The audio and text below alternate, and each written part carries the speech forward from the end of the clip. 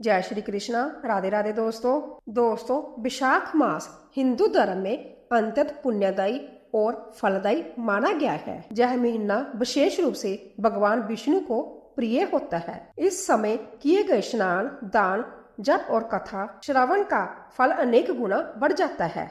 और विशाख महीने में भगवान विष्णु की यह कथा सुनने से दूर होती है दरिद्रता और घर में अन्न और धन की वृद्धि होती है। पापों का क्षय होता है। गृहस्थ जीवन में सुख शांति की प्राप्ति होती है। क्या सच में भगवान विष्णु की कृपा से दरिद्रता हमेशा के लिए खत्म हो सकती है? आज हम आपको विशाख महीने की एक ऐसी अद्भुत और चमत्कारी कथा सुनाने जा रहे हैं जिसे सुनकर आपका जीवन भी बदल सकता है। लेकिन ध्यान रहे, इस कथा को अंत तक जरूर सुनना, क्योंकि अंत में छिपा है एक ऐसा रहस्य जो हर किसी को नहीं मिलता। तो आइए कथा शुरू करते हैं। बहुत समय पहले की बात है, जब पृथ्वी पर धर्म और अधर्म के बीच संघर्ष अपने चरम पर था।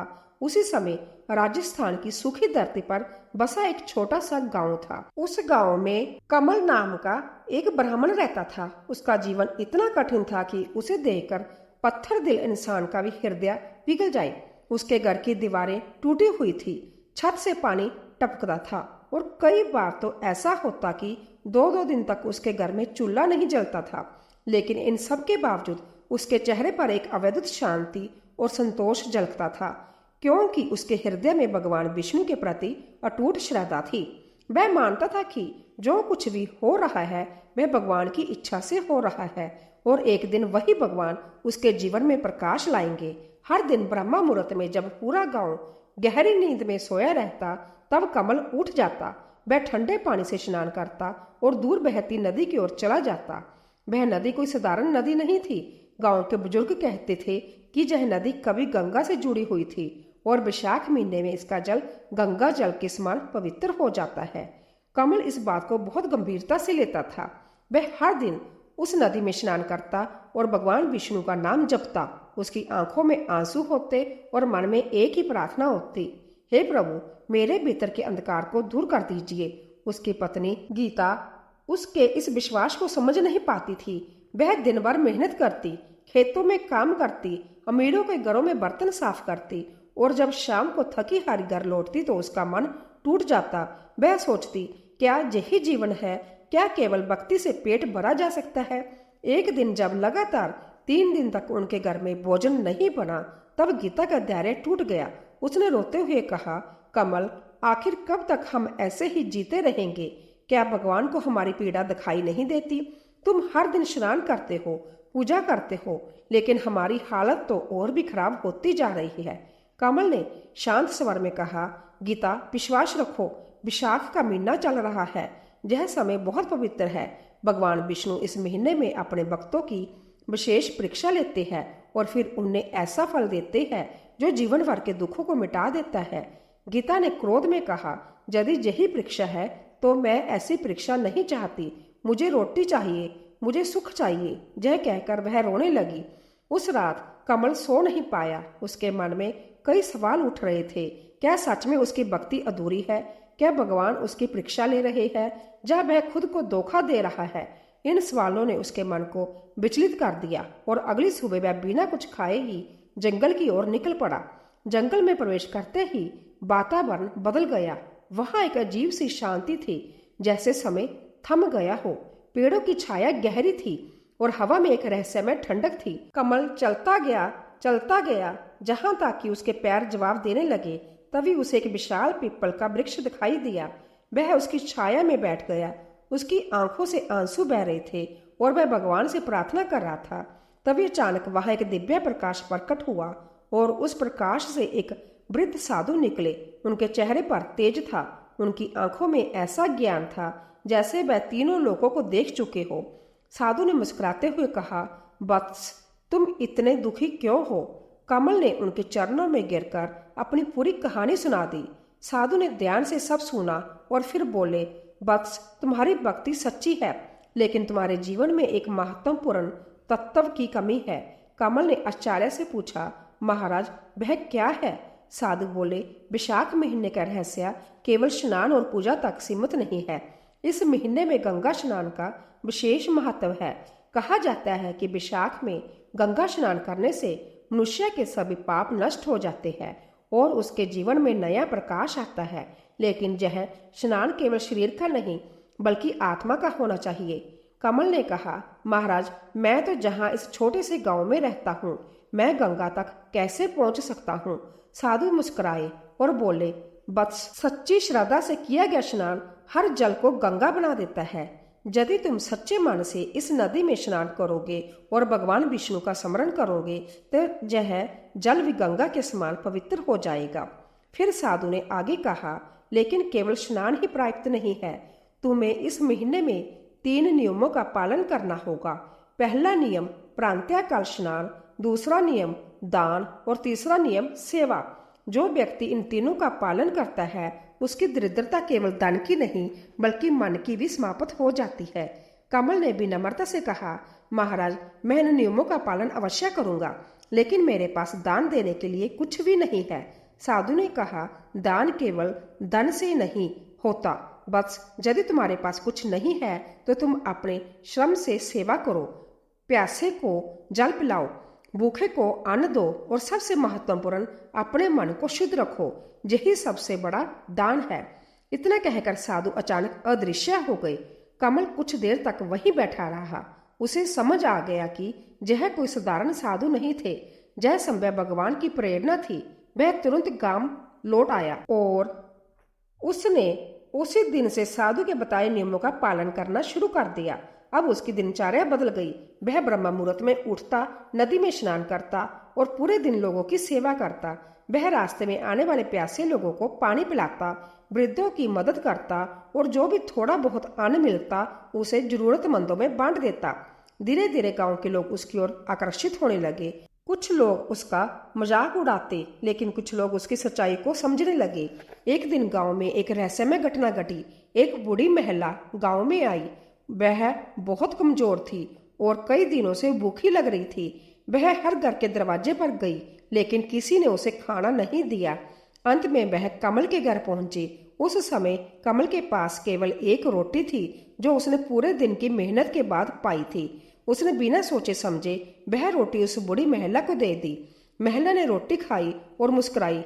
उसकी आंखों में एक अजीब सी चमक थी। उसने कहा, बस तुम्हारी परीक्षा अभी समाप्त नहीं हुई है, असली परीक्षा अभी बाकी है। इतना कहकर वह अचानक गायब हो गई। कमल स्तब्ध रह गया। उसे समझ नहीं आया कि यह क्या हुआ, लेकिन उसके मन में एक अजीब सा विश्वास जाग उठा कि अब कुछ बड़ा होने वाला है। उस रात जब वह सो रहा था तब उसे एक भयानक स्वप्न आया। उसने देखा कि उसका गांव अंधकार में डूबा हुआ है, लोग रो रहे हैं और आकाश में एक भयंकर छाया मंडरा रही है। तभी एक दिव्य स्वर गूंजता है, वत्स कमल, यदि तुमने विशाख के नियमों का सही पालन नहीं किया तो यह अंधकार पूरे गांव को निगल जाएगा। कमल डर कर उठ बैठा। उसका शरीर कांप रहा था। उसने तुरंत भगवान विष्णु का नाम लिया और प्रण किया कि वह किसी भी स्थिति में अपने नियमों का पालन नहीं छोड़ेगा। लेकिन उसे यह नहीं पता था कि आने वाले दिनों में उसकी परीक्षा इतनी कठिन होने वाली है कि उसके विश्वास की जड़ें तक हिल जाएगी। उस रात के भयानक स्वप्न के बाद कमल का मन भीतर तक हिल गया था, लेकिन उसके विश्वास की लौ बुझी नहीं थी, बल्कि और प्रज्वलित हो उठी। अगली सुबह वह पहले से भी अधिक श्रद्धा और संकल्प के साथ ब्रह्म मुहूर्त में उठा। आकाश में हल्की लाली छाई हुई थी। वातावरण में एक अजीब सी शांति थी, जैसे प्रकृति संभ्या किसी रहस्य को छुपाए बैठी हो। कमल नदी की ओर चला। उसके कदमों में थकान नहीं थी, बल्कि एक दृढ़ निश्चय था, जैसे वह किसी अदृश्य शक्ति के मार्गदर्शन में चल रहा हो। नदी के किनारे पहुंचकर उसने जल को ध्यान से देखा। आज जल पहले जैसा नहीं था। उसमें एक हल्की सी चमक थी, जैसे भीतर कोई दिव्य प्रकाश छुपा हो। कमल ने हाथ जोड़कर कहा, हे माँ, यदि आप सच में गंगा से विरूपा हो तो आज मेरी आत्मा को शुद्ध कर दीजिए। और वह जल में उतर गया। जैसे ही उसने डुबकी लगाई, उसे लगा कि उसके भीतर की सारी पीड़ा बह रही है। उसके मन का बोझ हल्का हो रहा है और उसके हृदय में एक अवैध शांति बढ़ रही है। लेकिन जैसे ही वह जल से बाहर निकला, उसे किनारे पर एक अजीब दृश्य दिखाई दिया। वह बूढ़ी महिला फिर से वहां खड़ी थी, लेकिन इस बार उसकी आंखों में एक गहरी गंभीरता थी। उसने कहा, वत्स, तुम्हारे अभी बहुत कुछ समझना बाकी है। तुम्हारी भक्ति सच्ची है, लेकिन तुम्हारे भीतर अभी भी एक सूक्ष्म भय है, और जब तक भय है तब तक पूर्ण समर्पण नहीं हो सकता। कमल ने सिर झुका लिया और कहा, माता मुझे मार्ग दिखाइए, मैं हर परीक्षा देने को तैयार हूँ। तब महिला ने कहा, यदि तुम सच में तैयार हो तो आज से तुम्हें 3 कठिन व्रत रखने होंगे। पहला, तुम जो भी पाओगे उसे संध्या से पहले दूसरों को दोगे। दूसरा, किसी भी परिस्थिति में क्रोध नहीं करोगे। और तीसरा, जो कुछ भी होगा उसे भगवान की इच्छा मानकर स्वीकार करोगे। कमल ने बिना एक पल सोचे यह व्रत स्वीकार कर लिया। उसी क्षण महिला फिर से अदृश्य हो गई, लेकिन इस बार कमल के मन में डर नहीं था, बल्कि एक अजीब सी शक्ति का अनुभव हो रहा था। दिन बीतने लगे और कमल ने अपने व्रतों का पालन शुरू कर दिया, लेकिन अब उसकी परीक्षाएं और कठिन हो गई।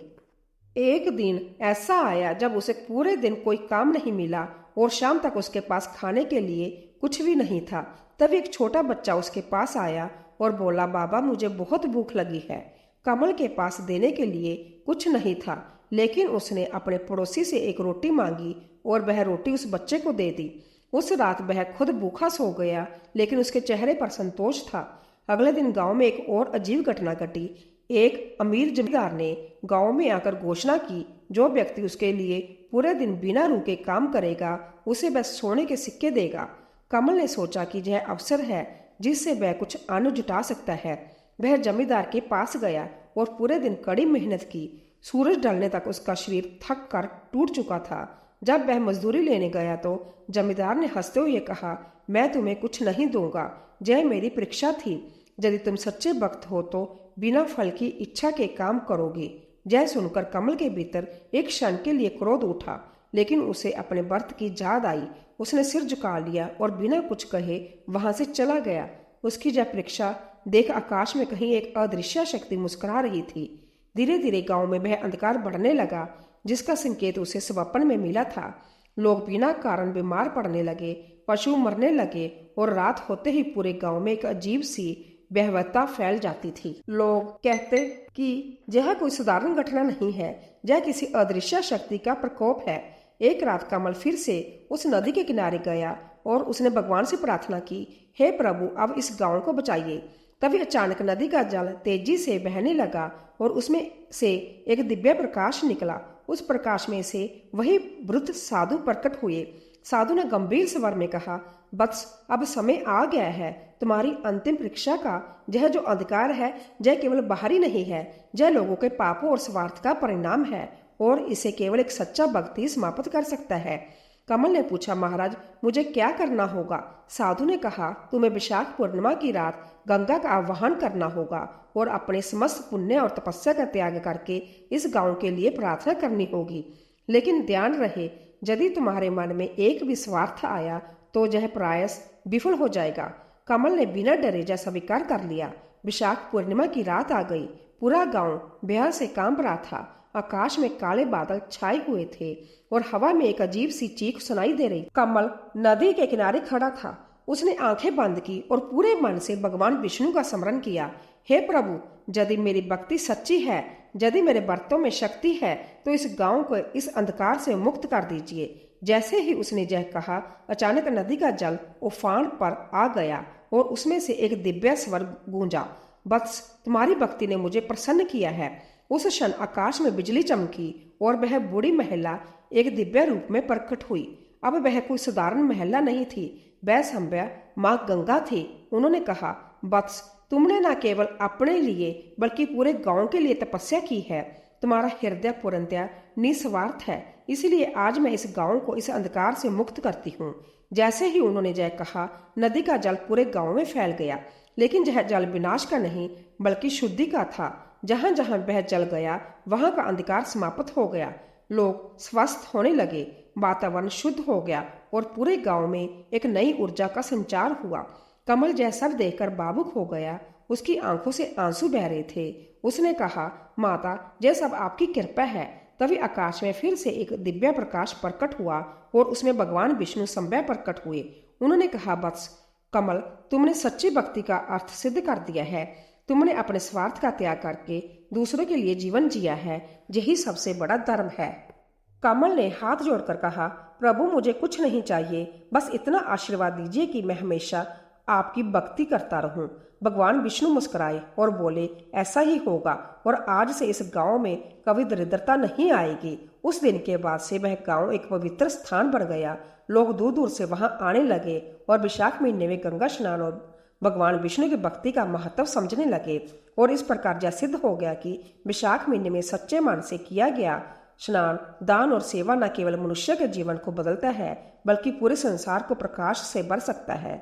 जो इस रहस्य को समझ लेता है उसकी दरिद्रता हमेशा के लिए समाप्त हो जाती है और वह सच्चे अर्थों में धनवान बन जाता है। वीडियो अगर पसंद आया हो तो वीडियो को एक लाइक जरूर करें और अपने दोस्तों के साथ शेयर करें और कमेंट बॉक्स में जो भी सच्चे मन से जय श्री कृष्णा लिखेगा उसकी दरिद्रता दूर होगी। हर हर महादेव।